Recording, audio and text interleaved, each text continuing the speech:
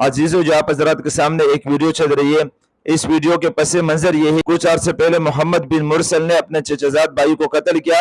سعودیہ حکومت کے مطابق ان کو 3 آپشن دیے جاتے ہیں۔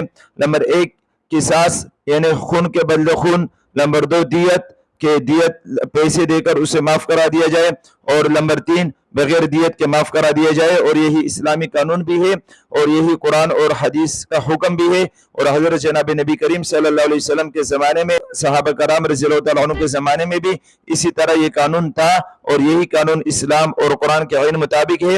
سعودیہ میں بھی یہی حدود اور قصاص قرآن اور سنت کے عین مطابق ہے۔ تو وہاں پر محمد بن مرسل نے اپنے چچا زاد بھائی کو قتل کیا تھا۔ آپ اس ویڈیو میں دیکھ رہے ہو کہ انہوں نے کہا کہ ہم خون کے بدلے خون لیں گے۔ مقتول کے جو ورثاء تھے ان کے پاس قاتل کے ورثاء گئے اور بہت زیادہ منت سماجت کی اور معافی طلب کی، اور اپنے قمیض انہوں نے اتار دیے، اپنے معزز چیزیں ان کے سامنے رکھ دی، سونے اور چاندی اور پیسوں کی ڈالروں کی خوب وافر مقدار میں پیشکش کی، لیکن انہوں نے کہا کہ نہیں، ہمیں خون کے بدلے خون چاہیے۔ اور اللہ اور اس کے رسول صلی اللہ علیہ وسلم کی طرف سے ان کو یہ اختیار تھا کہ چاہے وہ خون کے بدلے خون لے لے، چاہے وہ دیت قبول کرے، چاہے وہ معاف کرے، لیکن اب انہوں نے کہا کہ خون کے بدلے خون چاہیے۔ پوری سعودیہ کا میڈیا، پوری سعودیہ کے علماء، پوری سعودیہ کے عوام سب یہ چیخ پکار کر رہے تھے کہ ان کو معاف کر دیا جائے، چونکہ وہاں قانون مضبوط ہے، قانون کی بالادستی ہے۔ اس مقتول کے ورثاء سے کوئی حق چھین نہ سکے، جنہوں نے اپنا حق پورا وصول کر لیا۔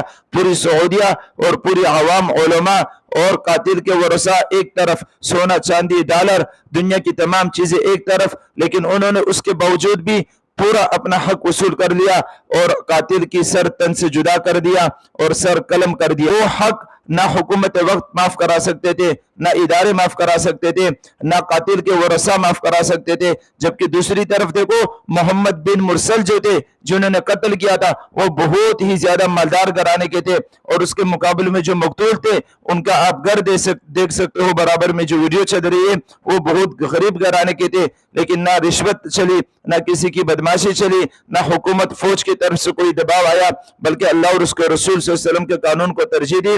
اسی وجہ سے سعودیہ میں اس طرح کل عام قتل نہیں ہوتا ہے جیسے کہ دیگر ممالک میں ہوتا ہے۔ اگر اسی طرح قانون کی بالادستی ہمارے ملکوں میں ہو، ہمارے پاکستان میں ہو، تو پھر اسی طرح قتل غارت گری بھی بالکل ختم ہو جائے گی۔